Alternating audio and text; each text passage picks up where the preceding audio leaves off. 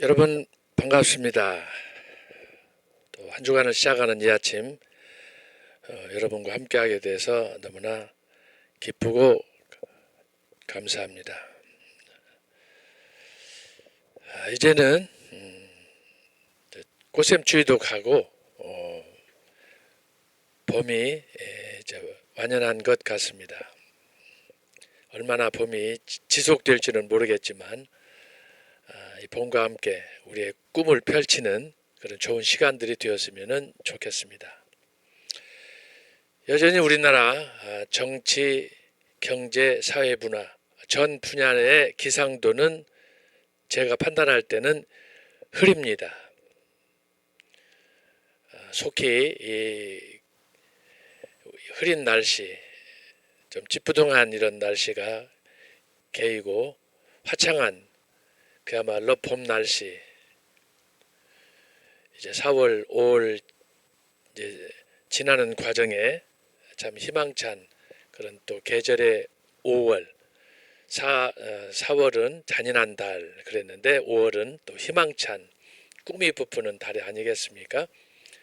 우리도 주님의 그 예비하신 축복을 소망하는 중에 또 이번 한 주간도 잘 보냈으면 좋겠습니다. 여러분 함께하게 돼서 너무 반갑고요. 이 시간도 강의에 앞서 오남 이승만 박사의 4대 건국의 기초에서 만든 나의 조국 대한민국, 그리고 경제 부국을 이룩하신 중수 박정희 대통령의 노래 혁명의 불꽃처럼 두 곡 듣고 시작하도록 하겠습니다. 함께 부르겠습니다.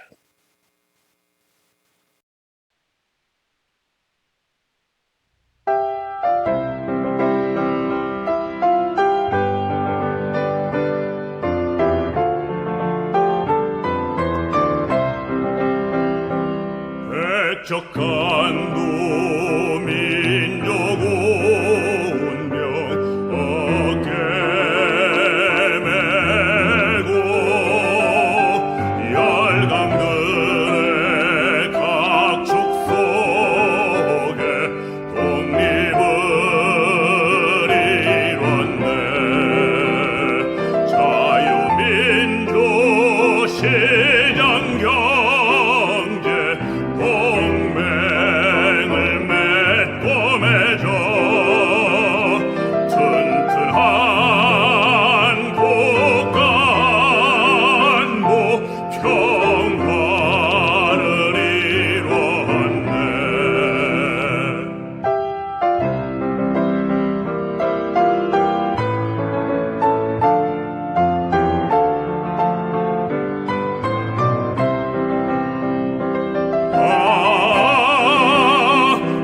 오남 이승만 나라 세운 건국 대통령. 오남 이승만 목숨 바친 대통령. 아름다운 나의 조국 불꽃처럼 타올라서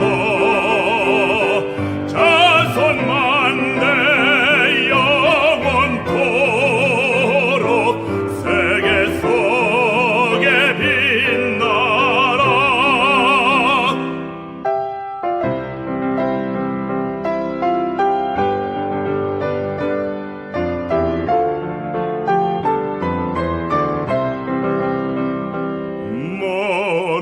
머나먼 이국 땅에 찬란한 태양, 나라 사랑 님의 충정 어이 비할까. 영원 깃든 걸음마다 눈물 어리어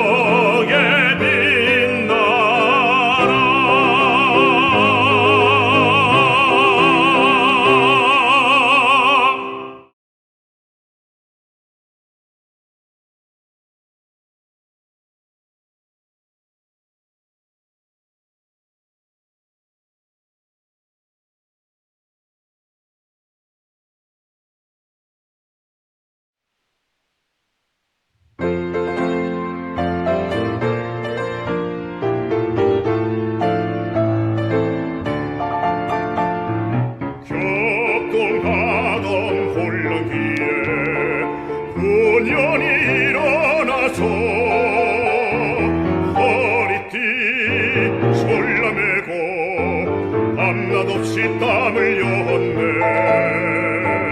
새마을 운동으로 국민 생활 개선하고 산업을 발전시켜 관광 기적 이룩했네. 한평생을 조국 위에 목숨 바쳐 충성하고 역사 속에 보고 강경 찬란히 이룩했네. 오늘은 세계로 내일은 미래로 한겨레의 민족혼을 세계 속에 휘날려라.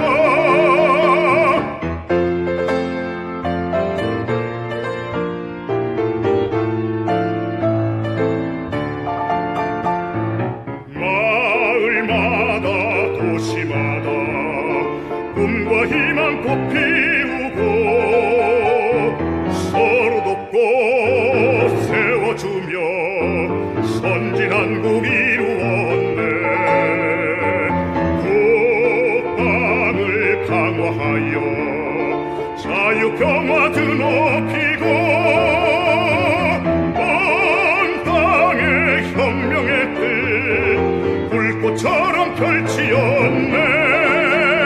한평생을 조국 위에 목숨 바쳐 충성하고 역사 속에 보고 강경 찬란히 이룩했네. 오늘은 세계로 내일은 미래로 한겨레의 민족혼을 세계 속에 휘날려라.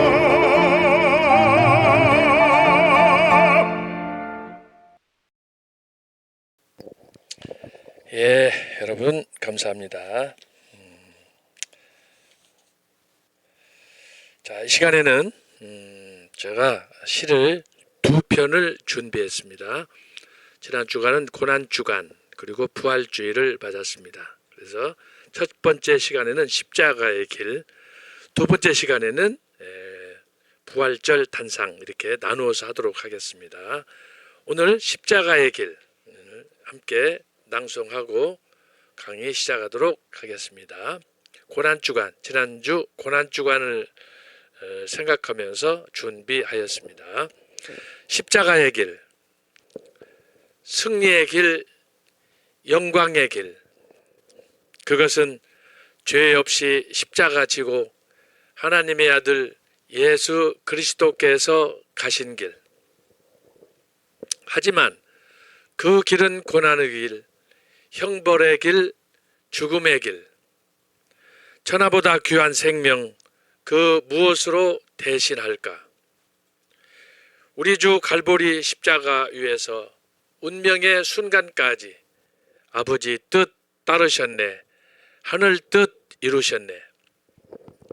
주여, 당신의 뜻 따르게 우리를 긍휼히 여기소서.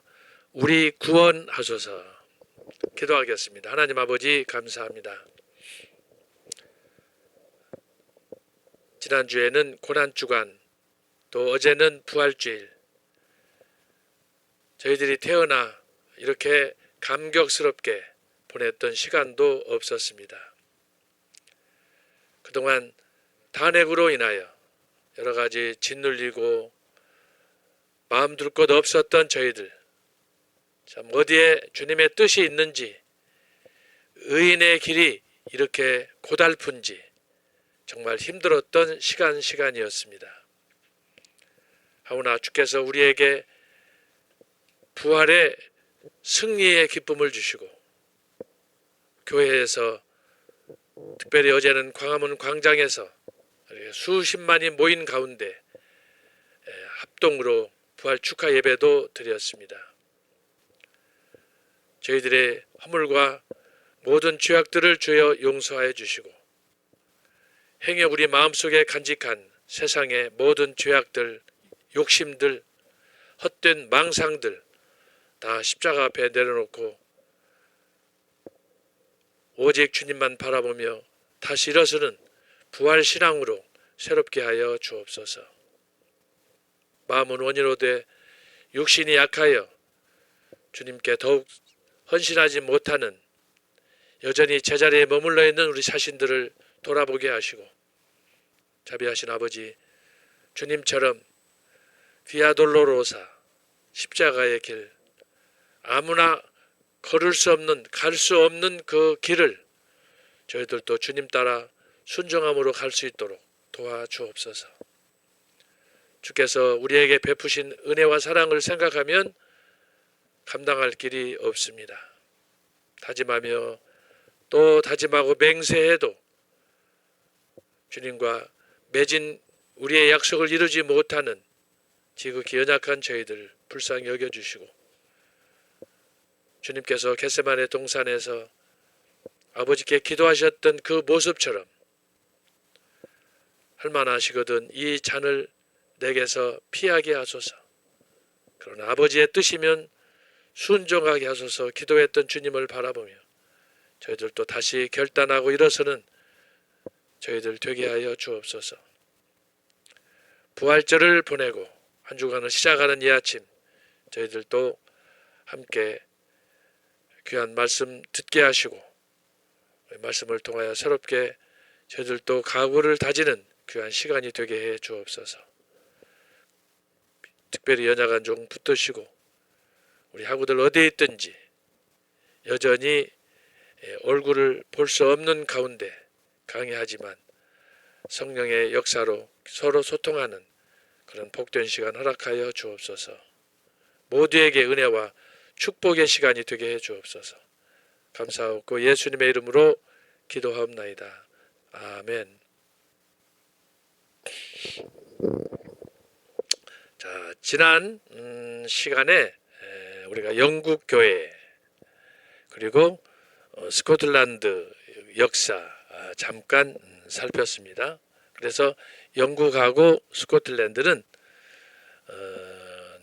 같은 섬나라이고 또 같은 그 역사 한 통치자의 지배 속에 있었기 때문에 어떤 면에서는 유사점도 있었지만은 또 다른 점도 있는 그 독특한 그런 역사를 가진 나라가 바로 영국과 스코틀랜드다라는 것을 말씀을 드렸습니다.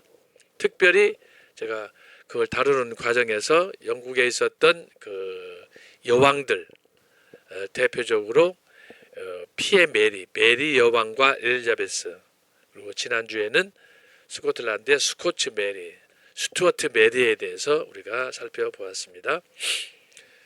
자, 뭐 여러 가지 특징들이 있겠지만 영국의 피의 메리, 스코틀랜드의 메리, 그리고 엘리자베스 이 세 여왕들의 통치는 뭐라고 해야 될지 굉장히 종교적 안정을 이루지 못한 가운데 마치 거센 풍랑처럼 요동치던 그런 시대였습니다. 그래서 이것을 만약에 도표로 그린다 그러면 영국도 그렇지만 특별히 스코틀랜드 교회는 지그재그식의 역사가 계속 근 한 150년 정도 지속된다라고 여러분이 이해하시면 좋겠습니다. 여기서 말하는 이 지그재그식이란 뭐냐 그러면 자 예를 들어서 영국을 먼저 보겠어요. 영국 그리고 여기는 스코틀랜드. 자 이런 도표식 기독교 역사 설명은 거의 없어요. 역시 이것도 제가 나름대로 정리를 해본 거예요. 박사학위 논문 쓰면서 막 이것저것 살피다 보니까 그렇게 영감이 떠오르는 것입니다. 영국은 원래 이게 가톨릭이에요. 가톨릭이었는데 이 가톨릭에서 자 어디로 가느냐 하면은 개신교로 가는 거예요. 개신교. 이게 에드워드예요. 에드워드 6세 개신교. 개신교에서 다시 가톨릭으로 가는 거예요. 가톨릭. 이게 누구냐 그러면 메리예요. 메리 여왕. 자, 메리 여왕에서 다시 개신교. 이제 영국식으로 말하면 성공회로 가는 거예요. 그래서 여기에서 이제 하나가 빠졌네요. 가톨릭에서 성공회. 이게 이제 헨리 8세. 헨리 8세에서 개신교 에드워드로, 여기 말씀드린 것처럼 존 낙스, 대표적으로 존 낙스가 이 시기에 영국의 에드워드 6세의 프랑스 소위 그 당국에게 연락을 해서 노예선을 졌던 그 아주 열악한 환경에서 극적으로 구출을 받고 영국 그 왕실에서 일하게 되고, 그런 과정에 니콜라스 니들이라든지 이런 몇몇 개혁자와 더불어 영국의 종교 개혁을 주도한다라고 하는 거예요. 헨리 8세가 주도했던 이 성공회의 소위 중간적인, 여기서 중간적이라고 하는 것은 가톨릭과 개신교, 소위 칼빈적 그 교회 중간에 이것이 성공회다. 천주교도 아니고 그렇다고 해서 확실하고 그래서 우리 개신교도 아닌 중간 입장이에요. 그것이 성공회다라고 하는 거예요. 그래서 가톨릭에서 성공회로, 성공회에서 개신교, 프로테스탄트로, 그리고 나서 에드워드 6세가 통치 6년 만에 일찍 죽었다고 말씀드렸잖아요. 그 과정에서 개혁은 수포로 돌아가는 거예요. 왜? 가톨릭 교도였던 메리 여왕이 집권하면서 통치 5년 했어요. 5년 했는데 이 메리에게 붙은 이름이, 별명이 뭐냐 그러면 피에 메리다. 그러니까 수많은 사람들을 학살시키고 죽였어요. 5년 동안에 얼마나 죽였느냐 하면은 대표적인 당시의 종교 개혁에 가담했던 개혁자들 300명을 죽였어요. 300명이 죽었는데 이 죽음을 피해서 당시에 영국에 있던 많은 개혁자들이 그때 이제 유럽으로 도피를 했는데, 그 중에 상당수가 칼빈의 스위스 제네바로 가게 된 거예요. 그래서 그곳에서 칼빈을 통해서 종교 개혁 사상을 접하는 거지. 접해가지고 지내다가 다시 5년 후에, 자 여기는 또 개신교인데 이때가 누구냐 그러면은 엘리자베스예요. 여기서 제가 이 개신교라고 하는 이유는 로마 가톨릭하고는 차별화된, 비록 성공회지만 성공회가 개혁파적인 그런 신앙들을 일부 흡수했기 때문에, 그래서 제가 여기서 편의상 그렇게 붙이게 됩니다. 여러분들이 그 강의를 들으실 때 차이점을 이해하시면 좋겠어요.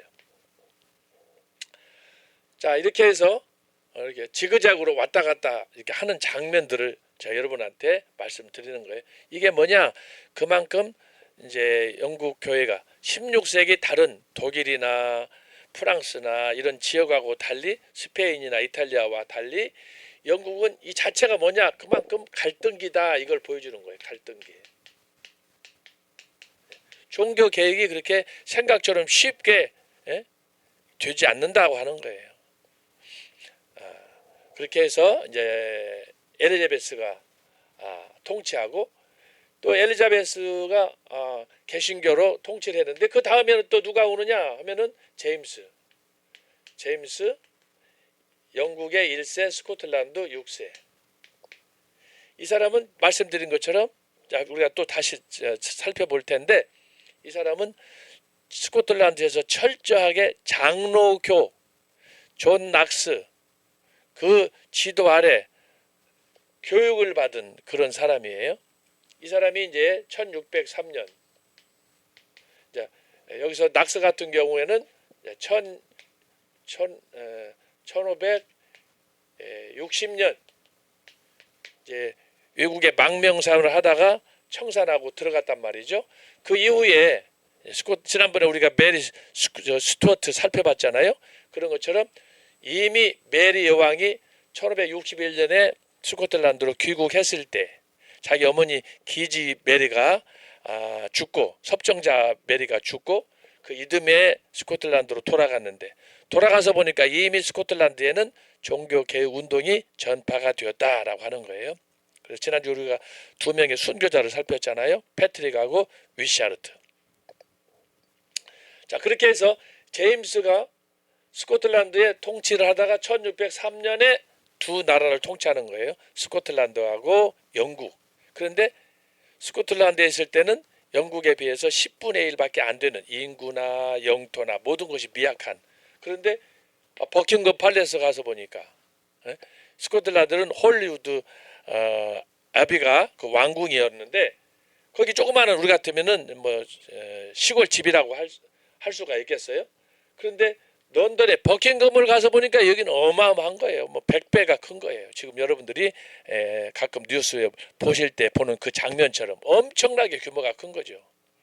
스코틀랜드 왕국은 헐리우드는 그렇게 크지 않아요. 자그마한데 여기 가서 보니까는 뭐 어마어마하게.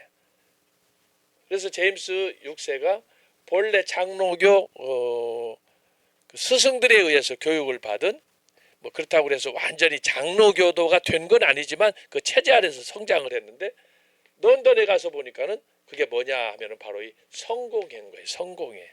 성공회는 뭐냐? 장로교의 주인은 누구냐 하면은 당회, 노회, 총회가 있는 거예요. 이게 교회 직제상. 자, 당회, 그다음에 노회, 그다음에 총회. 그래서 이것이 뭐냐 그러면은 교회는 성직자, 목사가 교회를 다스리고 영적인 일을 다스린다. 이것이 이제 장로교 체제예요. 장로교. 그런데 제임스 1세가 이 체제하에서 자랐을 때는 뭐냐? 왕이지만 장로교, 총회, 노회, 당회에 대해서 아무런 권력을 행사할 수가 없는 거예요. 이건 특수 집단이야. 영적인 일로, 영적인 장로교. 그런데 그러던 사람이 런던에 가서 이제 성공회에 가서 보니까 여기는 누구냐 하면은 헨리 8세가 성공회를 헨리 8세가 만들 때 교황청과의 천년의 그 관계를 단절시키고 헨리 8세가 뭘 주장했어요? 내가 교회의 주인이다. 헤드 오브 더 처치. 그래서 교회의 머리가 됐단 말이에요. 수장이 됐단 말이에요. 그게 바로 1534년 발표한 수장령이다. 그래서 장로교 그 통치 아래에 있을 때 제임스 1세는 왕이지만 아무런 권력을 행사할 수가 없었는데 성공회 1603년에 엘리자베스가 죽고 나서 런던에 가서 보니까 이건 다른 세상이 펼쳐지는 거예요. 스코틀랜드에서 전혀 경험하지 못한 것을 런던의 버킹엄에서 볼 수 있었던 거예요. 그러니까 어떻게 되겠어요? 제임스 1세가 칼을 빼들고 이제는 내 시대가 왔다 해서 이제 무리하게 정책을 펼쳐 나가는 거예요. 그런 과정에서 제임스 1세 스코틀랜드 지난번에 조금 말씀드렸지만 뭐 했어요? 1618년에서 1638년 혹시 여러분 이거 기억나십니까? 1618년에 퍼스 스코틀랜드 퍼스라는 그 지역이 있어요. 그 지역에 가가지고 제임스 1세가 장로교, 스코틀랜드 장로교, 자기가 자랐던 어떤 면에서 모교와 같은 거예요. 근데 장로교 총회를 해산시켰어요. 해산시킨 기간이 지난번에 말씀했죠. 20년. 그래서 1638년 11월까지 이렇게 총회가 없었는데 1638년에 장로교 스코틀랜드 교인들이 봉기하기 시작하는 거예요. 마치 지난주에 제가 말씀드렸잖아요. 광화문에서 애국운동 하듯이 전 국민이 권리가 일어나가지고 1638년도에 이제 권리에서 일어나는데 그 시기적으로는 정확하게 말하면 2월이에요. 1638년 2월. 1638년 2월은 소위 이제 우리나라로 말하면 1919년 3월 1일 기미독립선언과 같은 유사한 그런 대운동이 1638년 2월 스코틀랜드 수도인 에딘버러 시내에서 일어났는데 특별히 이제 그 중에서도 그레이 프라이어스 처치라고 그래서 이건 뭐냐 하면은 소위 프란체스코 그 당시에는 이제 천주교가 그 처음에 선교사를 보내서 교회를 설립한 그런 교회인데 그래서 이제 그레이 프라이어스 처치다 그래서 이제 원래는 천주교 수도사들이 머물렀던 그들이 개척한 교회인데 그 교회에서 1638년 2월 소위 국가 언약을 맺는 거예요. 국가 언약. 여기는 장로교 소위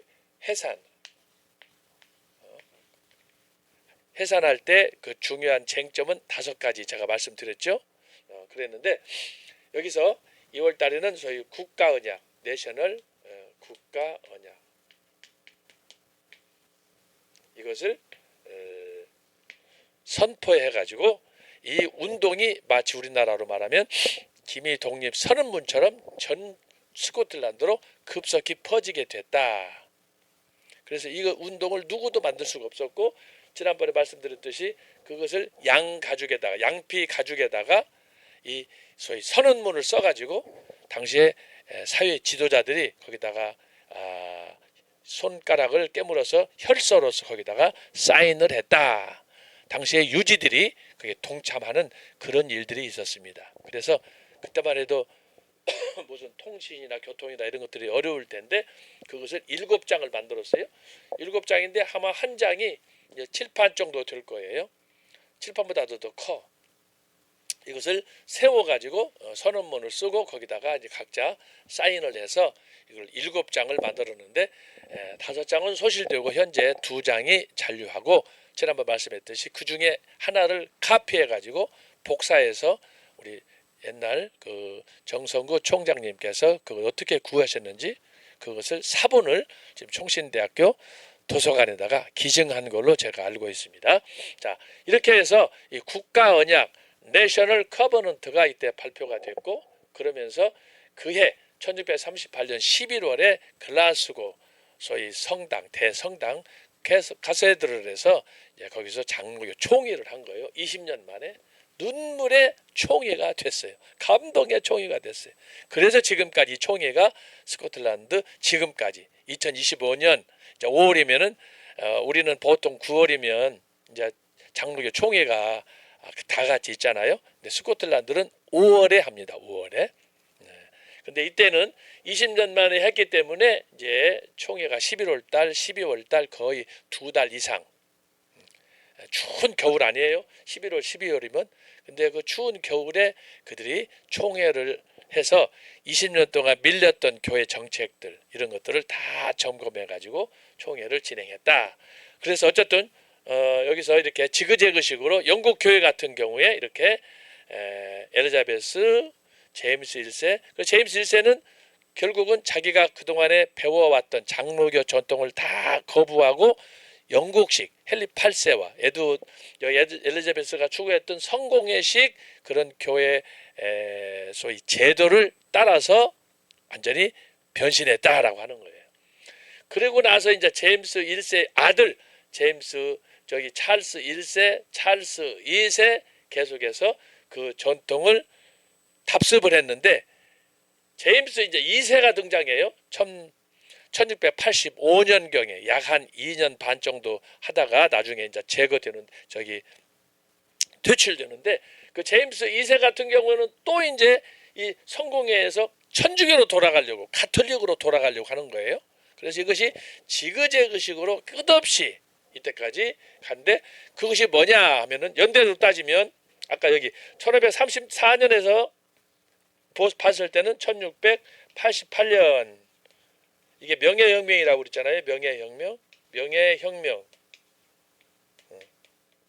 이렇게 따져보면은 150년 동안은 영국 교회가 끝없이 저희 천주교에서 성공회로, 성공회에서 개혁교회로, 또 성공회에서 또 가톨릭으로 계속 하다가 마침내 1688년 명예혁명 할 때는 장로교가 국교로 채택이 된다라고 하는 이게 중요한 거예요. 장로교. 그래서 이제 기독교 명칭으로는 프레스비테리안 세틀먼트 장로교가 정착이 됐어요. 그때는 바로 네덜란드에 있었던 윌리엄 3세가 네덜란드에서 영국에 오면서 장로교를 채택하기로 해서 부단히 그동안의 이 격동기를 거치면서 오고 갔던 그것들을 장로교 체제로 이렇게 받아들이자라고 했는데 그 장로교 체제는 뭐냐? 웨스트민스터 총회에서 채택했던 4대 표준 문서를 얘기하는 거예요. 그렇게 해서 정착하는가 했는데 윌리엄 3세가 단명했어요. 1702년에 죽는 바람에 이 꿈이 깨져버리는 거예요. 그래서 다시 이제 그 이후에 지난번에 말씀했듯이 퀸 앤이라고 제가 말씀드렸잖아요. 이 퀸 앤이 오면서 결국은 그동안에 싸웠던 150여 년 동안 치열하게 싸웠던 이 영국 교회가 다시 이제 원점으로 돌아가 가지고 지금 현재의 성공회로 고착이 되는 거예요. 그래서 이 과정을 제가 설명을 드렸고 한편 스코틀랜드도 마찬가지예요. 스코틀랜드도 마찬가지예요. 스코틀랜드도 이와 유사한 왜냐하면은 같은 나라 제가 말씀드렸듯이 영국, 스코틀랜드, 웨일스, 그 다음에 아일랜드, 북아일랜드. 자 이렇게 있는데 영국이 이렇게 그 종교적인 정착 과정이 이렇게 지그작으로 오고 갈 때 스코틀랜드도 똑같이 결국은 이제 1603년에 스코틀랜드 왕이 영국으로 가버렸기 때문에 결국 어떻게 되겠어요? 똑같이 그 흐름을 타고 가는 거예요. 그래서 여러분이 이걸 보시면 자, 이 도표대로 그러면은 가톨릭에서 성공회로 그 다음에 개신교로 또 가톨릭으로 이거 계속 이렇게 하는 거예요. 그러다가 자 이게 이어진 것이 언제냐 하면은 이게 1702년이다. 1702년 퀸 안에 의해서 구체적으로는 언제냐 하면은 1712년에 소위 화해법령 톨러레이션 액트라고 그래요. 타협법령 그렇게도 말하는데 이 퀸 앤이 1712년 이 법령을 선포하면서 그동안에 가지고 왔던 이 모든 것들을 다 무효화시키고 성공회로 이렇게 돌아가는 거예요. 그래서 그 이후 지금까지 영국 교회는 성공회가 이제 국교로 완전히 정착이 됐다라고 하는 거예요. 그래서 제가 여러분한테 자, 이 말씀을 드리고 자, 이걸 기억하시고 그 다음에 오늘 강의는 지난번에 우리가 그 존 낙스의 종교 계획을 앞두고 우리가 그 강의를 스코츠 메리로 가서 얘기를 했고 그리고 조지 위샤르트 그 다음에 패트릭 하밀턴 이렇게 두 사람을 우리가 살피게 되었습니다. 그래서 여러분들이 이것을 이렇게 영국과 스코틀랜드는 다른 유럽의 나라에 비해서 좀 독특한 그런 상황이었고 개혁의 과정도 다르고 그리고 이들이 주장했던 개혁과 동시에 그들이 믿었던 신앙이나 또 실천 방안이나 이런 교회 직제나 이런 것도 다르게 그들은 적용을 했다라고 하는 것을 여러분들이 기억하시고, 특별히 영국의 성공의 국교를 생각할 때는 독일로 말하면 루터식 종교 개혁이다. 루터가 영국의 이 헨리 8세가 성공회가 추구했던 개혁하고 상당히 유사하게 진행을 했는데, 교회사에서 나타나는 것은 명칭이 달라요.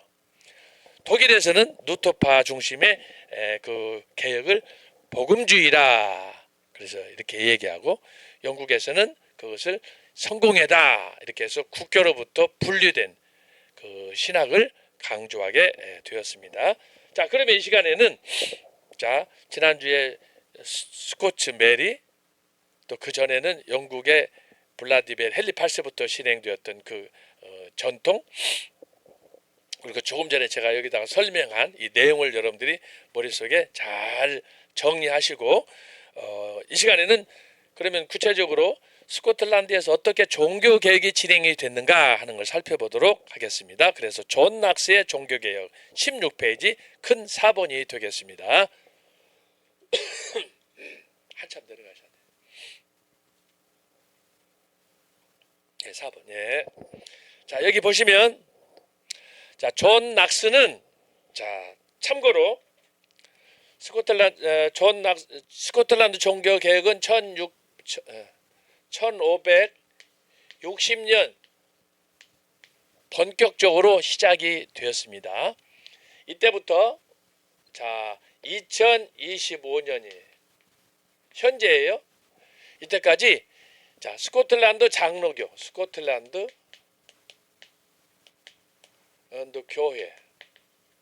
교회와 장로교. 자, 그러면은 이 기간 동안에 스코틀랜드 장로교회에 아주 위대한 지도자들이 많이 있어요. 어떤 면에서 유럽에 뭐 루터도 있고 칼빈도 있고 베자도 있고 여러 지도자들이 많이 있지만, 스코틀랜드 장로교회에 숨겨진 그런 지도자들이 많이 있습니다. 근데 그것을 아직 우리 한국 교회에서는 스코틀랜드에 직접적인 연구들을 많이 안 해가지고 잘 모르고 자료도 없고 그래요. 근데 제가 여러분들을 위해서 스코틀랜드 장로교회 1560년 존 낙스의 제1치리서가 발표되면서부터 본격적으로 스코틀랜드의 종교 개혁이 진행이 되는데, 그때 이후에 지금까지 스코틀랜드 장로교회를 대표하는 한 5사람만 내가 여러분에게 소개를 하려고 합니다. 여러분들 이걸 두시고 나중에 자료를 찾아보시면 도움이 될 거예요. 자, 첫 번째가 뭐냐? 존 낙스야.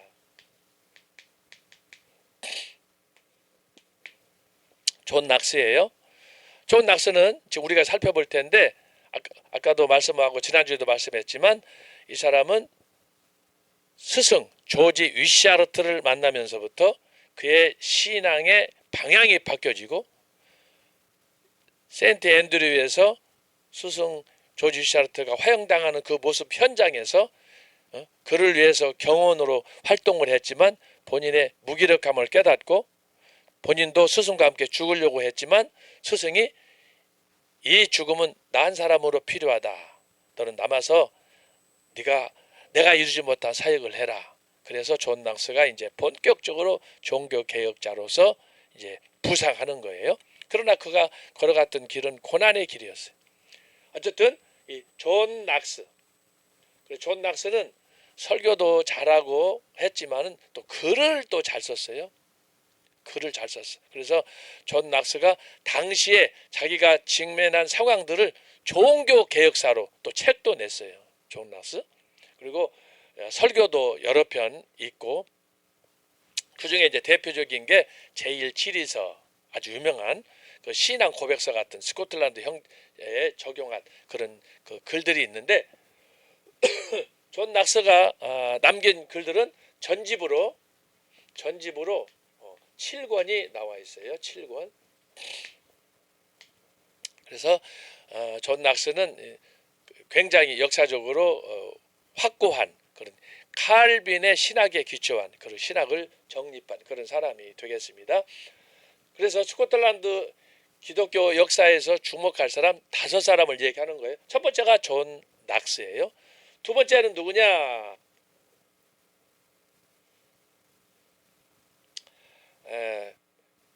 브루스라는 사람이에요. 토마스 브루스.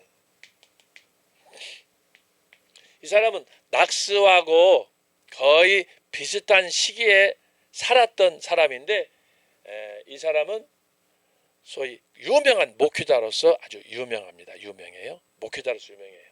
그러니까 16세기가 1560년대가 종교 개혁을 요구할 그 절박한 상황인데 하나님께서 준비하신 것이 뭐냐 그러면 당대 유명한 부흥사 설교자들을 많이 준비했다라고 하는 거예요. 그래서 여러분이 토마스가 아니 로버트 브루스네요. 지금 로버트 브루스가 그런데 두 사람이 있어요. 같은 시기에 한 사람은 로버트 브루스는 유명한 스코틀랜드의 장군이에요. 장수. 우리나라로 맡으면 이순신 같은 장군이에요. 그런 사람이 있고 또 한 사람은 로버트 브루스. 한 사람은 유명한 목회자다라고 하는 거예요. 세 번째가 누구냐? 거의 같은 시기예요. 1560년 같은 시기인데 이때가 누구냐? 앤드류 멜빌.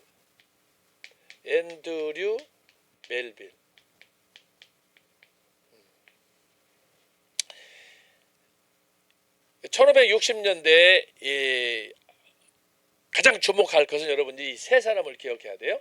존 낙스, 로버트 브루스, 앤드류 멜빌. 어떤 면에서 존 낙스의 수제자라고 하는 사람이 바로 앤드류 멜빌이에요.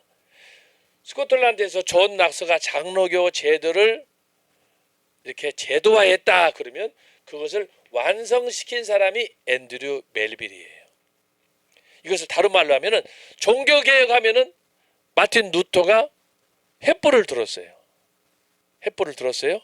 그게 95개 항의문이에요.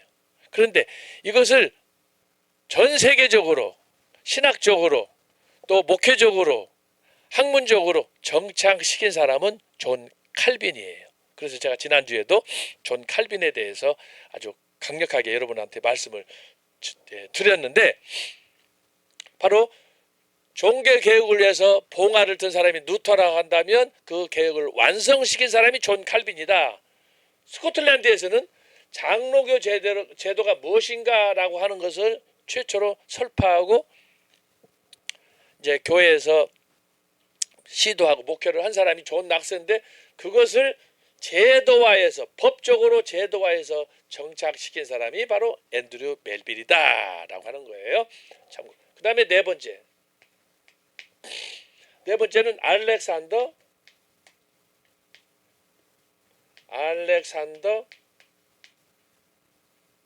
해밀턴이라는 사람이 있어요. 해밀턴 혹은 해밀턴.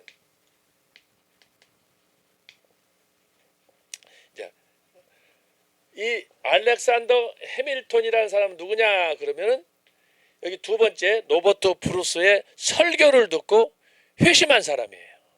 회심한 사람인데 이 알렉산더 핸더슨은 자 우리 한국 교회로 보자면은 반드시 이 사람을 우리가 닮아야 될 사람이에요. 이 사람은 뭐냐? 소위 스테이트맨 그래요. 스테이트맨 세상적인 정치가예요. 목사인데 정치가예요. 유명한 정치가예요.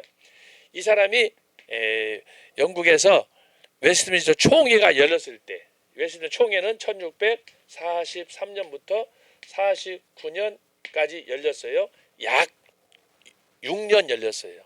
날짜적으로는 5년 한 7개월 되는데 대략 한 6년 정도 했는데 이 기간 동안에 웨스트민스터 총회 웨스트민스터는 영국의 그 런던의 한 지역을 담당하는 그런 군대 그 웨스트민스터에서 있던 총회 당시에 이제 국왕이 이것을 요청해 가지고 찰스 1세가 소집해 가지고 그곳에서 총회가 열렸는데 스코틀랜드 사람들은 국적이 다르잖아요. 스코틀랜드 영국. 그런데 영국에서 스코틀랜드에 이미 1560년이니까 스코틀랜드는 장로교가 정착을 해서 유럽식으로 칼빈식으로 종교개혁이 잘 됐다.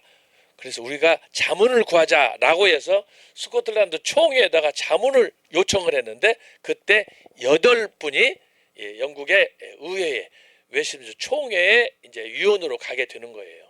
그러니까 어떤 면에서 옵서버로 가는 거죠.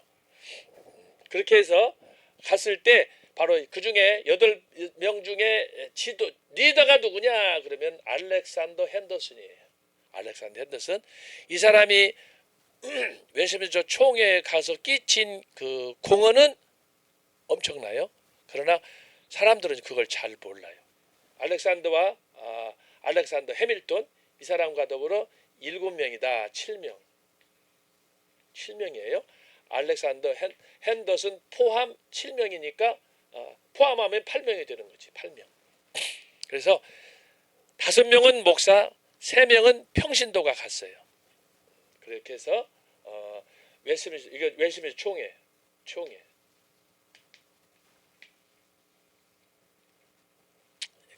이 총회가 열렸던 현장이 지금 런던 웨스트민스터 애비에 있어요. 거기에 이제 바로 붙어 있는데 그것이 당시에는 헨리 7세의 방이었어요. 헨리 7세, 헨리 8세 아까 말씀드리잖아요.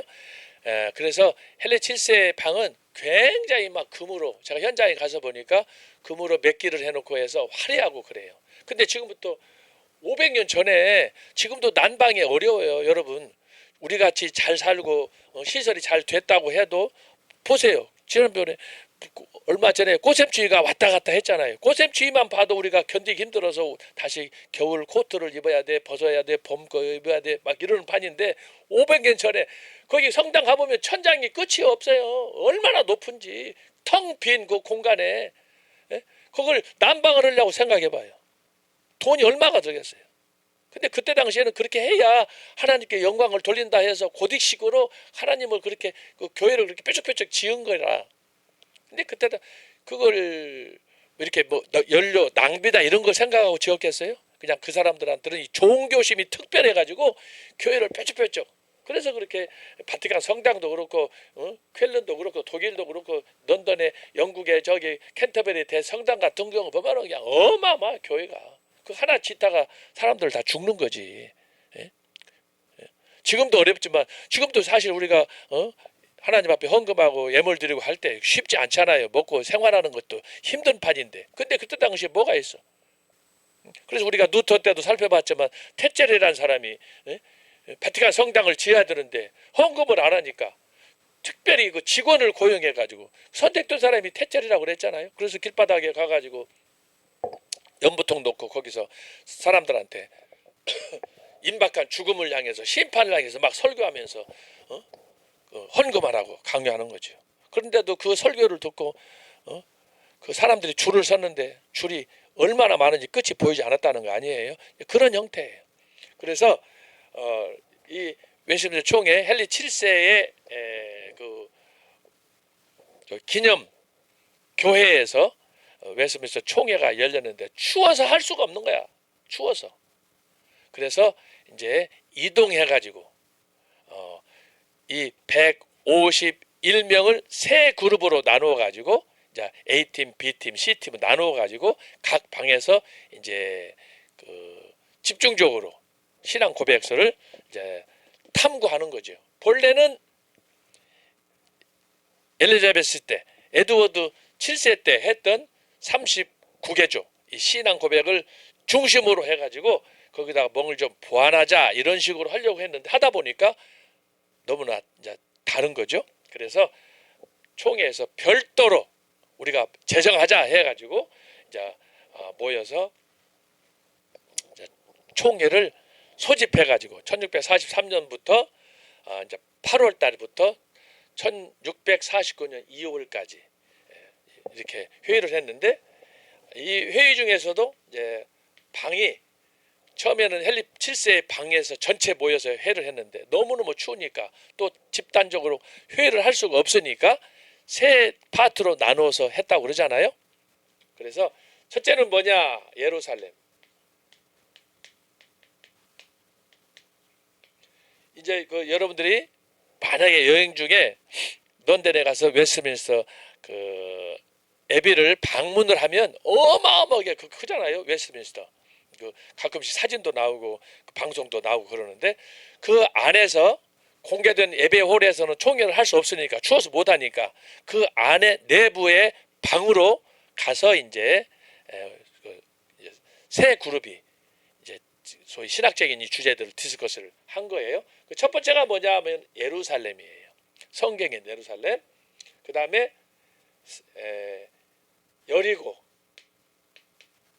두 번째는 여리고, 세 번째는 사마리아.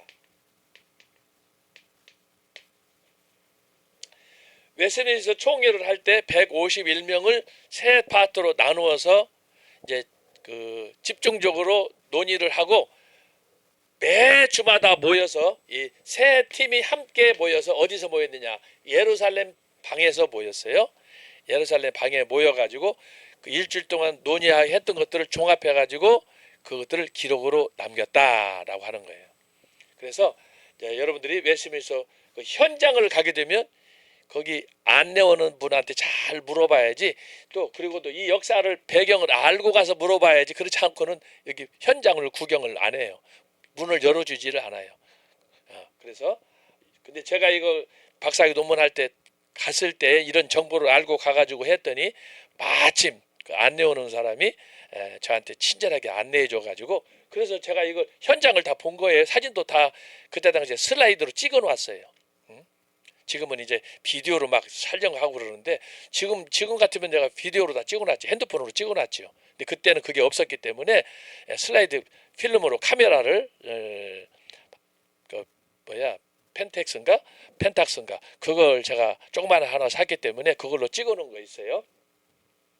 아마 여러분 웨스트민스터 총회가 웨스트민스터 모여가지고 세 그룹으로 나누어져서 회의를 하고 마지막에는 예루살렘 방에서 종합적으로 회의를 했다. 아마 이거에 대해서 아시는 분 글쎄 한국 분들은 거의 없을 거예요. 거의 아마 제가 볼 때 유일한 사람 아닌가 그런 생각을 해요. 제가 박사학위 논문 쓸 때. 그래서 제가 지난주에도 말씀했잖아요. 제 박사학위 논문 뭐예요? 언약사상사.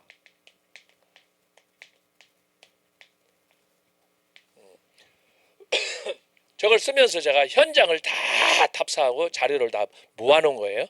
그때 박사학위 논문 쓰면서 지금부터 뭐 500년 전, 600년 전 그때 자료들 도서관에 영국에서는 거의 자리가 없어서 스코틀랜드 제가 잠시 머물렀던 에딘버러 대학교 뉴칼리지가 있는데 뉴칼리지 그 지하에 가면은 지하가 서고예요. 서고. 몇백 년, 1500년, 2000년대 옛날 그런 자료들이 쫙 거기 있는데 냄새 때문에 들어갈 수가 없어요. 책이 하도 오래되고 그러니까 습기도 차고 분위기가 여러분 상상해 보세요. 근데 거기에 가가지고 자료를 뒤져가지고 그 결정적인 자료들을 제가 포토카피 해가지고 지금이야 뭐 한 장에 복사하면은 10원, 20원이고 그러지만 그때 당시에 초기에 한 장에 막 1,000원, 2,000원, 10,000원 가는 것들. 그러나 이건 어쩔 수 없이 복사를 해야 되는 거니까 너무너무 중요한 자료니까 그것들을 제가 이제 자료들을 확보해가지고 논문을 썼는데 바로 웨스트민스터 총회 기간 동안에 이 세 그 방에서 예루살렘 방, 여리고 방, 사마리아 있는데 여기에는 저희 그 벽난로가 있어가지고 방이 그렇게 크지 않아요. 한 3평 정도, 2평 정도 되는 조그마한 방들이에요. 그 방에서 그룹으로 해서 벽난로에서 불 쬐면서 이제 했던 거죠. 그리고 여기 그 중에서 이제 예루살렘 방은 제일 좋은 방, 큰 방이야. 그렇게 해서 이곳에서 매일 기도하고 또 회의하고 주당 그 주말에 되면은 종합적으로 만나서 회의하고 하나하나 주제별로 정리해 나가는 그런 과정을 거쳤다. 여러분 제가 최초로 얘기하는 거예요.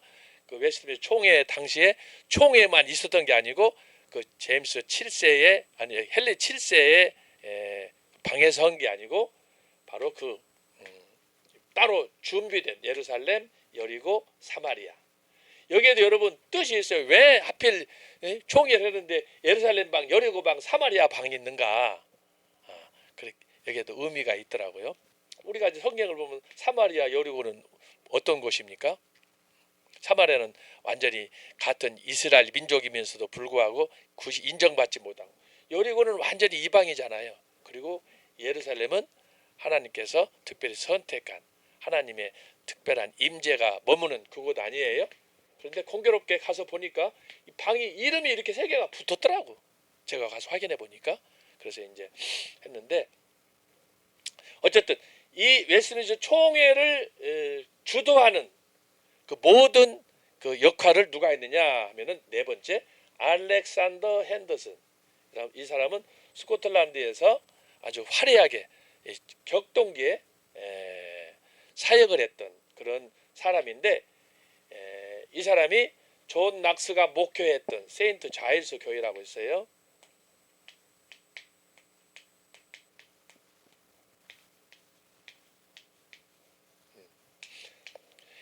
에든버러 가면은 제일 큰 교회야. 중심에 서 있는 교회예요.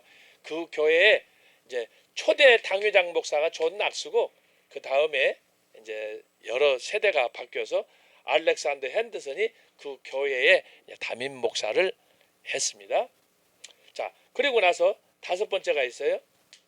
다섯 번째는 누가 있느냐 하면은 윌리엄 카스테어스라는 사람이 있어요. 윌리엄 카스테어스.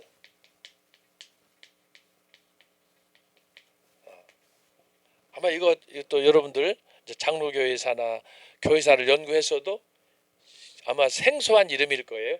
이 사람이 누구냐? 그러면은 아까 제가 명예혁명 얘기했어요. 1688년 아까 윌리엄 오브 오렌지 3세 네덜란드에서 영국에 와가지고 장로교 제도를 정착시켰다고 그랬잖아요. 그 일에 이 윌리엄 카스테어스가 그 왕을 도와서 장로교가 영국에 스코틀랜드에 국교로 정착될 수 있는데 어드바이스를 줬어요. 결정적인 역할을 한 사람 윌리엄 카스테어스. 이 사람은 정치적으로 교회적으로 준비된 그런 지도자였다라고 하는 거예요. 그리고 마지막으로 한 사람만 더 할게요. 자, 여섯 번째는 누가 있느냐? 격동에 이런 청교도 그 종교 개혁이 한참 이렇게 무르익던 그 이후에 이제 1800년대가 됐어요. 물론 이제 1700년대도 있고 하지만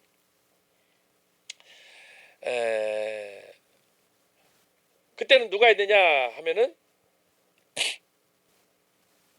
이때는 갑자기 이름이 기억이 안 나요. 토마스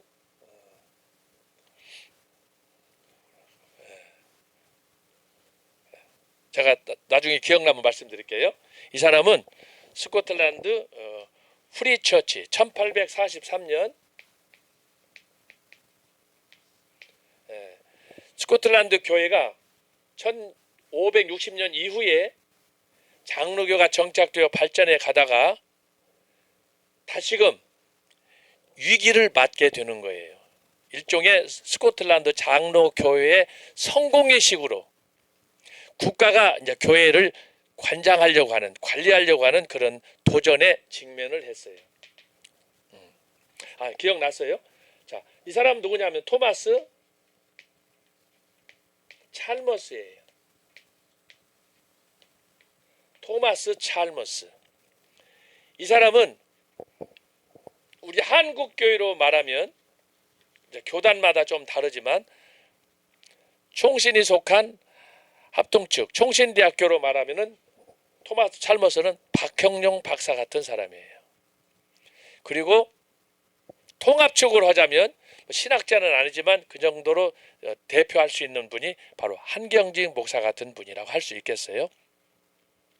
토마스 찰머스는 신학자예요. 목회자예요. 사회 운동가예요. 다방면에서.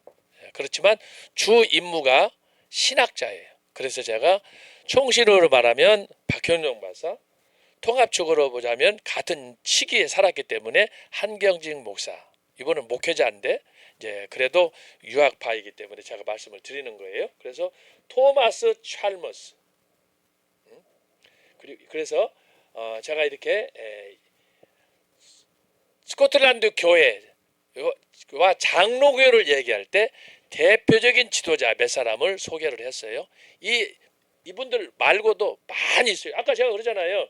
여기 웨스트민스터 총회에 내려갔던 8명의 위원들 가운데 대표가 알렉산더 핸더슨이지만 이분 말고 거기에 이제 함께 있던 사람 중에 아주 유명한 사람이 있어요. 스코틀랜드의 존 칼빈이다 하는 사람이 있어요. 존 칼빈. 예?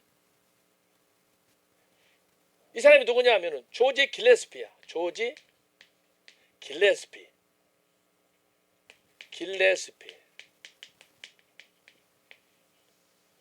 근데 이 사람들 한국 장로교에서는 전혀 몰라요. 그 정도로 유명한 분이에요. 스코틀랜드의 칼빈이라니까. 물론 영국에서는 윌리엄 퍼킨스 같은 사람이 있어요. 청교도 시대에. 이것도 내가 나중에 설명할 거예요. 그러니까 각 그 나라마다 예를 들어서 영국교회, 그러면 영국교회는 성공회인데도 불구하고 그 시기에 청교도 운동이 일어나면서 존 칼빈의 신학을 추종했던 사람이 있는 거죠. 그게 이제 윌리엄 퍼킨스 같은 사람이. 근데 그거보다는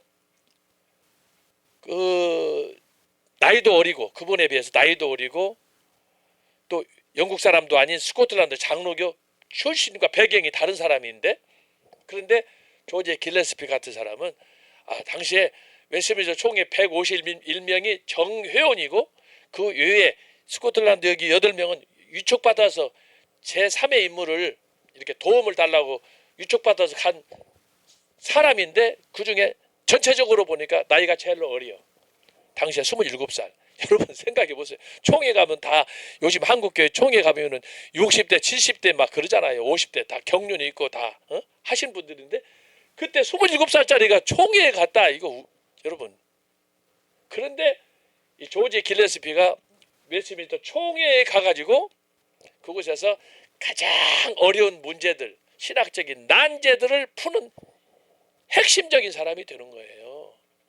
조지 길레스피가. 그래가지고 이 사람이 스코틀랜드 장로교 역사 속에서 제일 나이가 어린 연소한 총회장이 되는 거예요. 조지 길레스피가 제일 나이 어린 총회장. 근데 이 사람이 35살 때 총회장 하다가 재임 6개월 만에 죽었어요. 너무너무 힘들고 해가지고 병 들어가지고 죽어버린 거예요. 조지 길레스피. 그럼에도 불구하고 지금까지 역대 총회장, 최연소 총회장 기록이 안 깨지고 있어요. 조지 길레스피예요. 27살에 가갖고. 그래서 그곳에서 총회에 참석하고 와서 총회가 아까 5년 반, 6년이라고 그러잖아요. 6년. 그러니까 27살에 갔다가 그러면 30몇 살이야. 33살에다가 스코틀랜드 와서 이제 목회하고 하다가 바로 총회장이 됐는데 단명으로 총회장 6개월 만에 죽었다라고 하는 거예요. 그런 사람이 있어요. 그래서 여러분 이 종교개혁 스코틀랜드 교회에 보면은 중요한 숨어있는 지도자들이 많다. 그래서 특별히 웨스트민스터 총회 기간 동안에 주목할 사람 8명이 있는데 그중에 알렉산더 핸더슨이 리더예요. 이 사람은 정치가고 그리고 교회 성직자다라고 하는 거예요. 그를 도와서 일한 분이 바로 당시에 최연소였던 조지 길레스피가 있다라고 하는 거예요. 한 사람만 더 할게요. 자, 조지 길레스피 말고 누가 있느냐? 사무엘 루터포드가 있어요. 사무엘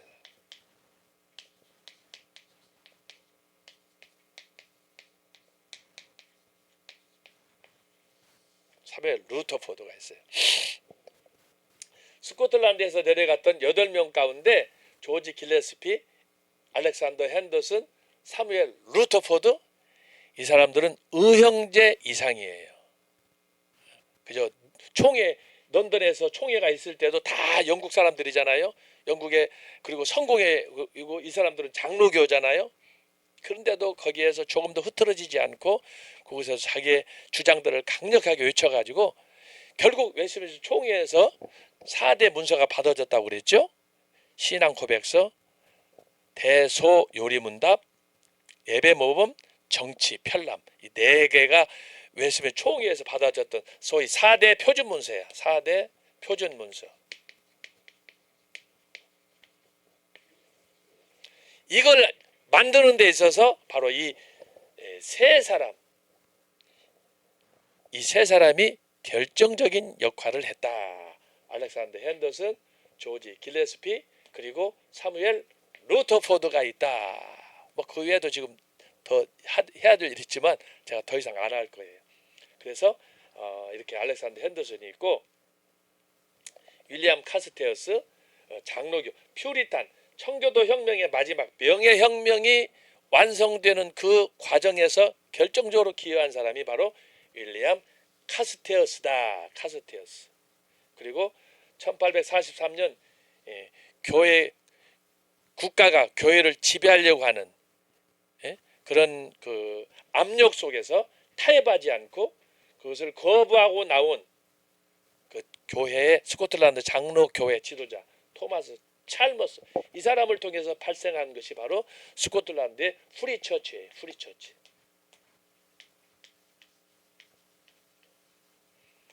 우리 같으면 독립 장로교를 말하는 거, 자유 장로교예요.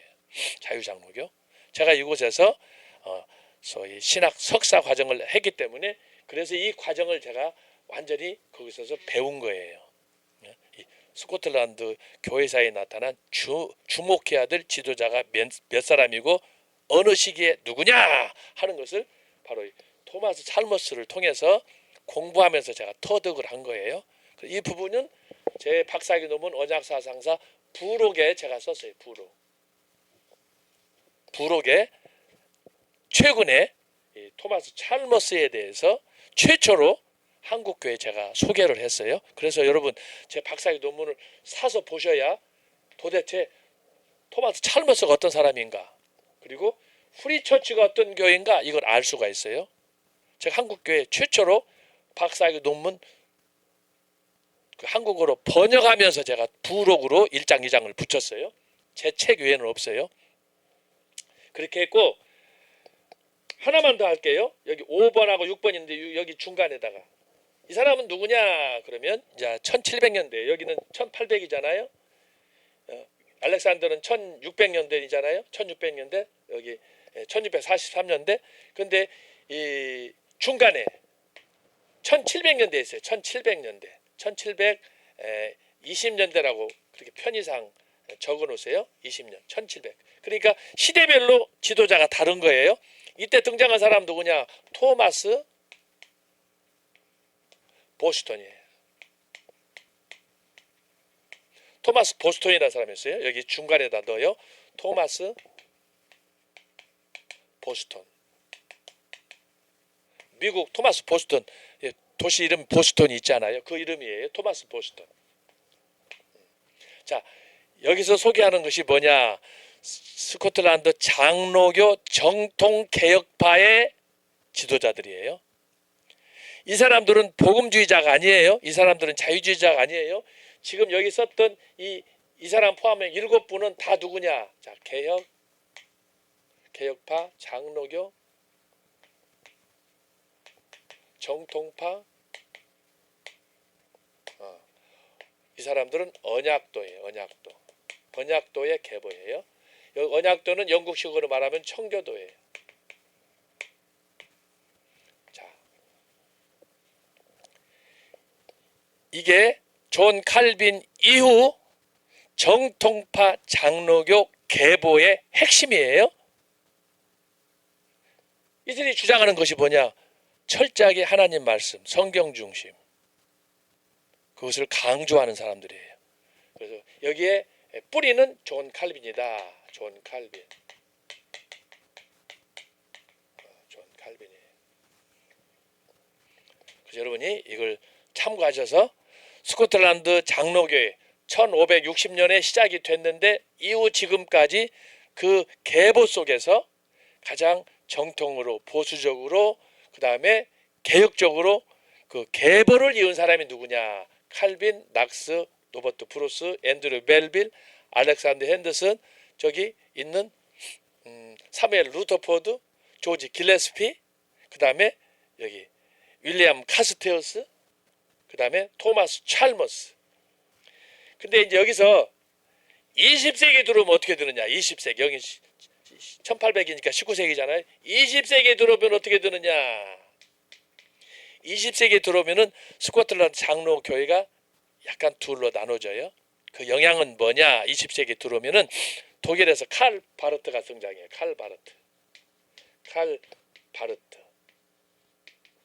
빨트라고도 얘기해. 빨트. 하여튼 칼 바르트, 칼 빨트는 똑같은 사람이에요. 이 사람이 소위 말해서 신정통이다 이걸 했어요. 신정통주의. 뉴 옥소독시 신정통. 이 칼 바르트의 신학이 신정통주의가 등장하면서 스코틀랜드 교회는 변화가 왔어요. 그래서 스코틀랜드 이 정통 교회의 교단이 나눠지게 되는 거예요. 신학적으로 이 영향이 한국에도 대한예수교 장로회 총회 그랬는데 대한예수교 장로회 총회가 합동 통합으로 갈라지잖아요. 그 결정적인 것이 바로 이 신학적인 문제 때문에 갈라지는 거예요. 그것이 뭐냐? 그래서 정통과 신정통의 싸움이다. 여기 제가 여기 정통파라고 그랬잖아요. 정통파인데 이 정통이 신정통과로 갈라지는 거예요. 신정통. 그래서 정통파는 합동축으로 말하면 아까 박형룡, 통합축으로 말하면 신정통. 그러면은 바로 이 칼 바르트의 신학을 계승한 이종성 박사가 있어요. 모르겠어요. 지금 연세가 얼마나 되셨는지 아마 작고하신 걸로 알고 있는데, 그래서 신정통이에요. 그래서 여기에 신정통은 바로 이 독일에서 영향을 받은 칼 바르트의 신학을 그대로 계승한 그런 사람들이고, 그다음에 그 사상을 거부하고 정통파, 옥소독스 테올로지를 추구했던 박형룡 박사, 이것이 신학의 계부로 양대산맥으로 나눠지게 돼서, 그래서 1959년에 1960년에 WC 문제가 제기가 되면서 통합합동이 갈라지게 된다. 거기에는 신학적으로 바로 이 정통파 문제예요. 신정통이냐 정통이냐 이 문제가 발생하는 거예요. 여러분이 이걸 잘 참고해 주시면은 좋겠어요. 그래서 결국은 신학의 흐름을 유럽에서부터 종교개혁에서 쭉 우리가 볼 때 지도자가 누구냐에 따라서 신학적인 계보 또 그 교단의 그 신학 이런 것들이 다양하게 나타나게 된다라고 하는 거예요. 자, 굉장히 오늘은 이 강의 내용이 좀 방대하게 스코틀랜드 교회사에 등장하는 몇몇 지도자를 중심으로 하다 보니까 조금 산만해졌어요. 산만해졌는데 여러분이 이걸 잘 강의를 들으면서 메모하면서 정리를 하시길 바라고, 어쨌든 장로교의 존 낙스와 함께 시작됐던 그 전통 속에서 그 기초는 존 칼빈이고, 그것이 지금까지 쭉 흘러오는 가운데 지도자들이 많지만 그 시대별로 중요한 분들을 제가 몇 사람들을 선정을 해서 여러분한테 소개를 했습니다. 그래서 제가 오늘 편의상 7분을 얘기를 했는데 더 많이 있어요. 엄청나게 많은데 제가 시대별로 가장 중요한 사람들만 여러분한테 소개를 했습니다. 그리고 이제 좀 더 알기를 원하시는 분들은 저의 이제 박사학위 논문을 살펴보시면 장로교의 신학 이것이 뭔가 이걸 알 수가 있을 거고, 그래서 이것이 이제 그 정통파 신학 계보다라는 걸 여러분들이 아시면은 좋겠습니다. 자, 그러면 이제 강의 안으로 들어가서 존 낙스를 살펴보면서 이런 배경 속에서 어떻게 존 낙스가 그의 제자들을 양성하고 스코틀랜드의 장로교를 정착시켰는가, 이걸 잘 보실 수 있기를 바랍니다. 자, 강의 안으로 들어갑니다. 1514년 헤딩턴 근교에서, 이것은 스코틀랜드의 중부 쪽에 지도를 지어버렸어요. 헤딩턴 근교에서 출생하였습니다. 1514년인데 이거 가지고 한 20-30년 동안 논쟁이 있었어요. 낙스가 언제 태어났느냐라는 문제예요. 옛날에 일부 그 주로 사용된 자료들은 1509년이다 이렇게 말을 했는데 이제 이것이 학설이 뒤집혀져서 1514년을 지금은 일반적으로 탄생 연도로 생각하고 있습니다. 저는 그래서 그 후자를 선택을 한 거예요. 낙스의 조상들은 당시 스코틀랜드의 실세인 보스웰 백작의 추종자들이었다. 자, 지난번에 여러분 기억납니까? 보스웰. 메리 스튜어트하고 결혼했던, 그리고 비참하게 암살된,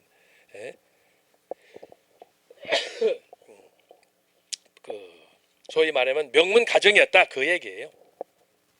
낙스는 교황청 공증인으로 1540년 사제 서품을 받았으며 1545년 오미스톤과 롱리들이 가문 자녀들의 가정 교사였습니다. 그러니까 이걸 보면은 공증인이라는 것은 뭐냐, 당시에 요즘에도 이 공증 받으려면 법원 쪽에서 일을 하잖아요. 그런 것처럼 굉장히 이런 학문적으로 법적으로 또 가정교사를 한 거 보면은 굉장히 티칭, 가르치는데도 재능이 있었던 그런 사람이었다. 그 가정교사 한다는 것도 그냥 실력만 있다고 되는 게 아니잖아요. 학생들을 잘 다스려야 된단 말이죠. 그런 면에서 그 인간미도 볼 수 있어요. 1545년 12월부터 40년 1월까지 위시아르트를 수행하였습니다. 몇 달 되지 않아요. 한 3개월 했는데 그때 위시아르부터 받은 그 영향은 엄청났다. 당시 그의 나이는 약 32살. 성 앤드류스에서 낙스의 활동은 1547년 7월 프랑스군의 침략으로 중단되었습니다. 이 시기가 뭐냐? 낙스에게는 가장 고난의 시기였어요. 제가 지난주에 말씀한 것처럼 그 세인트 앤드류스 성 그 바위에 그 절벽이 있는 그 조그마한 성이 있었는데 그곳에서 스승이 죽고 나니까 가톨릭 교도들하고 대치해서 싸우는 투쟁하는 장면인데 결국은 포로로 잡혀서 이제 프랑스 노예선으로 이제 끌려가서 노를 젓는 일을 하는 거죠. 대략 한 2년 정도 했다고 말씀드렸습니다. 그래야 낙스를 포함한 모든 거주자들은 프랑스로 옮겨졌고 이들의 생명 보장과 프랑스까지 안전한 수송, 항복 문서에서 제시한 조건을 프랑스 왕이 수용하지 않을 때는 스코틀랜드를 제외한 어떤 곳이라도 자유롭게 선택해 떠날 수 있게 한다는 것이었습니다. 그러나 프랑스 왕은 이단과의 약속을 파기하고 낙스와 그의 동료들을 노예선에서 일하게 하였습니다. 그러니까 이때 당시에는 스코틀랜드는 개혁 장로교, 프랑스는 철저한 로마 가톨릭, 그렇기 때문에 이런 그 관계가 맺어졌다. 그 결과 낙스는 4에서 6명이 한 조를 이룬 노예선에서 자, 우리가 배너를 보면은 거기 그 큰 배 밑에서 지하에서 노를 젓는 걸 여러분 보시잖아요. 그걸 연상하시면은 좋겠어요. 노예선에서 19개월 동안 고역하였습니다. 보통 일이 아니었어요. 너무너무 힘든 거. 사람 대접을 못 받지. 1549년 시작한 프랑스와의 외교 접촉으로 여기서 외교 접촉이란 에드워드 6세가 이제 외교적으로 이걸 풀어내는 거예요. 그래서 석방되어서 4월 7일 영국에 도착하게 되었습니다. 그리하여 버윅, 뉴캐슬, 런던에서 1554년까지 약 5년 동안 개혁자로 사역을 하였습니다. 여기 버윅은 제가 지난번에 지도상으로 말씀했는데 스코틀랜드하고 영국하고 국경선이에요. 저 위에 쪽. 우리 같으면 우리나라 지도로 하자면은 아마 비무장지대 정도 됐을 거예요. 뉴캐슬은 강원도지 정도 되는 거예요. 똑같은 스코틀랜드 영국의 지도상으로 여기 뉴캐슬은 우리나라 그 강원도 우리 같으면은 한 저기 정선 정도 될 그런 위치가 되겠습니다. 영국으로 말하면 저 북쪽이에요. 뉴캐슬. 그리고 런던에서 이렇게 사역을 했다. 1554년 에드워드 6세의 사망으로 메리 투터가 왕위에 올랐습니다. 자, 지난 시간 제가 강의한 거 여러분 강의 참고하시면 조금 이해가 될 거예요. 당시 런던에 머물던 낙스는 환호하는 군중들을 향해 메리를 비난하였습니다. 이 가톨릭 믿는 사람들은 메리를 다시 복위해서 가톨릭을 세우자 그러는 거 아니겠어요? 마치 우리는 광화문에서 애국운동을 하자, 윤석열 대통령 탄핵 반대한다라고 하는 것처럼 이 파가 나누니까 그런 양상이. 그래서 에드워드 때는 개혁파였는데 이제 그가 죽고 나니까 메리 때는 가톨릭으로 다시 돌아가자 이런 운동이 지지자들이 함께 있었다라고 하는 것을 말씀하는 거예요. 그리고 영국 해협을 건너가 프랑크푸르트에 영국 유랑민들과 함께 하였습니다. 낙스가 이제 견딜 수 없는 거예요. 메리가 피해 메리니까 잡히면 죽으니까. 그래서 영국을 떠나서 이제 독일의 프랑크푸르트로 가게 된 것을 얘기합니다. 그는 그곳에서 국교도와 청교도의 갈등을 좁히기 위해 타협 예전을 도입하였습니다. 이민들이 가서 이제 프랑크푸르트에 살고 있는데 그 이민들이 모였는데도 불구하고 한쪽에는 가톨릭, 한쪽에는 청교도. 그래서 서로 싸우는 거라. 그래서 이제 그걸 중재하려고 했다 하는 그 얘기예요. 그러나 뜻을 이루지 못하고 거기에서 제네바로 건너가 영국 유랑민들의 목회자로 칼빈과 교제하였습니다. 이민 목회했다는 얘기죠.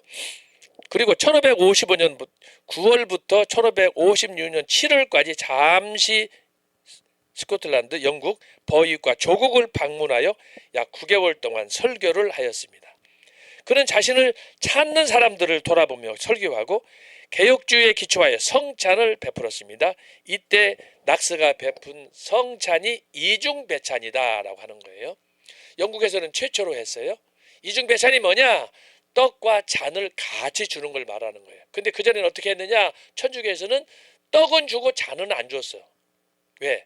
잔은 성직자들만 먹어야지 너나 나나 아무나 먹는 게 아니라는 거예요. 그래서 제가 중세교회사 때도 말씀했지만 중세교회는 철저한 신분제에 의해서 심지어 교회 안에서도 성직자와 성도들을 구분해가지고 이렇게 차별화했다라고 하는 걸 얘기하는 거예요. 그런데 낙스가 이것을 깨뜨린 거예요. 이중배찬. 그래서 떡과 잔을 동시에 주었다. 그 전에는 누가 했다고 그랬어요? 존 후스가, 보헤미아의 개혁자 존 후스가, 제가 종교개혁 초기에 제가 말씀을 드렸어요. 그 사람이 보헤미아로 돌아가서 존 후스가 존 위클리프의 제자라고 그랬잖아요. 이 사람이 돌아가서 보헤미아에서 이중배찬을 했는데 거기 있는 가톨릭 교도들이 다시 정권을 잡으면서 존 후스가 땅에 붙였는데 유골을 파가지고 유골을 불에 태워가지고 다 뿌려버리고 그 정도로 아주 한 맺힌 이 가톨릭 사람들은 바로 그런 그 아주 악질적인 그런 부분이 좀 있었어요. 종교 개혁에 대한 어떤 아킬레스 같은 그런 것들이 있었습니다. 여기서는 존 낙스가 그 이중 배찬을 최초로 성찬을 했다. 그리고 첫 번째 아내 마조리 바우스와 결혼을 하였습니다. 칼빈에 의하면 바우스는 아름다운 여인이자 현숙한 아내였습니다. 그리하여 조국의 개신교 확장에 큰 힘을 얻게 되었습니다. 제네바에 돌아온 낙스는 칼빈의 기도의 형식에 기초하여 한 권의 애식서를 출간하였습니다. 여기서 애식서라는 것이 뭐냐 하면은 지금도 천주교에서는 사용하는 기도서가 있어요. 여러분 PBS 예를 들면 평화방송 들어가면은 아침 기도, 저녁 기도 뭐 이런 그 미사 드리는 그 기도 시간들이 많이 있는데 그거 할 때마다 우리처럼 열린 예배를 드리지 않아요.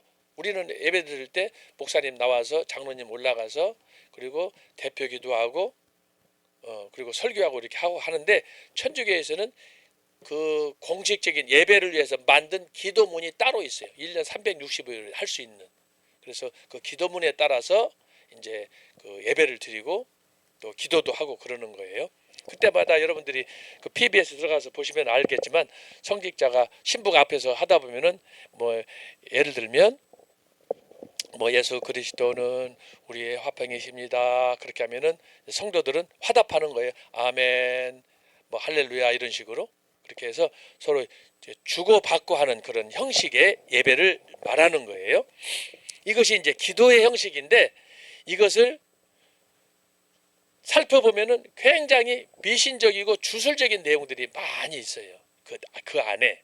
예를 들면 마리아를 섬긴다든지 성인들을 섬긴다든지, 왜? 그것이 중세 1000년 동안 내려오는 과정에 천주교의 전통이 됐기 때문에 성경에는 없어요. 그러나 천주교에서는 그것 성경에 없는 내용을 교회 전통으로 해가지고 천년 동안 하다 보니까 그것이 성경을 대신하게 된 거죠.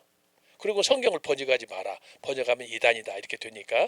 그래서 이제 천주교 안에서의 이런 의식이나 전통이나 이런 것들이 고착화되다 보니까 성경은 없고 읽을 수도 없고 그 말씀 들을 수도 없고 하다 보니까 이것이 제도화가 되어서 전통이 성경이 되어버린. 그래서 제가 벌써 강의한 아주 오래전에 몇 주 전에 제가 말씀을 드렸잖아요. 로마 가톨릭 교회의 그 신앙이 뭐냐? 성경 플러스 전통, 의식, 이걸 제가 여러분한테 설명을 드린 것입니다. 자, 그러면 그 다음 프로이드는 영국의 개혁가들 중에서 존 낙스 이상 위대한 인물은 발견할 수 없다고 하였습니다. 토마스 칼라일은 사상가예요. 낙스를 그의 조국과 세계가 빚을 지고 있는 스코틀랜드인이라고 평가했습니다. 실로 낙스는 강단에서 성실하고 열정적인 사람들을 격려하였습니다. 성경 언어의 능숙한 구사력과 상대방에 대한 효율적인 공격 재능, 그의 목소리와 용모, 제스처, 무엇보다도 그의 강직한 성품과 인격의 힘으로 설교하였습니다. 한마디로 말하면 뭐예요? 올라운드 플레이예요. 못하는 것 없이 이렇게 완벽하게 준비된 사람이었다. 그런데 낙스만 그런 게 아니야. 칼빈도 그렇고 루터도 그렇고 쮸빙글리도 그렇고 하나님이 사용하셨던 개혁 당시에 사용하신 지도자들은 보면은 다 갖췄다 이 말이에요. 오늘 이 사람이 이런 사람들이 우리 한국교회에 필요한 거예요. 청중들은 그의 설교에 완전히 압도되었습니다. 당시 사람들은 그 한 사람의 목소리가 1시간 안에 우리의 귀 속에 울리는 500개의 나팔소리보다 더 힘있게 생명력을 불어넣을 수 있다고 하였습니다. 그런 당시의 불만을 단순히 정치적 혹은 경제적이 아닌 종교적인 문제로 전환하였습니다. 낙스의 한 친구는 말하기를 낙스는 하나님의 사람이요 스코틀랜드의 빛이며 교회의 위로이고 신실함의 거울이며 경건한 생활과 교리의 건전함과 사악함을 비난하는 일에서 모든 진실한 목사들에 대한 전형이자 모델이었다라고 하였습니다.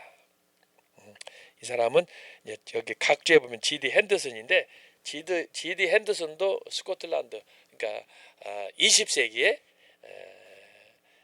스코틀랜드 장로 교회가 배출한 역사가예요. 역사가 G.D. 핸더슨. 제가 이분 책도 가지고 있고 이분 책을 제가 박사 논문 쓸 때 많이 사용을 했습니다. G.D. 핸더슨 아주 유명한 기독교 역사가라고 하겠습니다. 그래서 이분이 이제 그 책에서 이렇게 평가를 했는데 하여튼 오늘 자, 첫 번째 시간 여러분에게 제가 드리는 말씀이 뭐냐 하면은 정리합니다. 강의.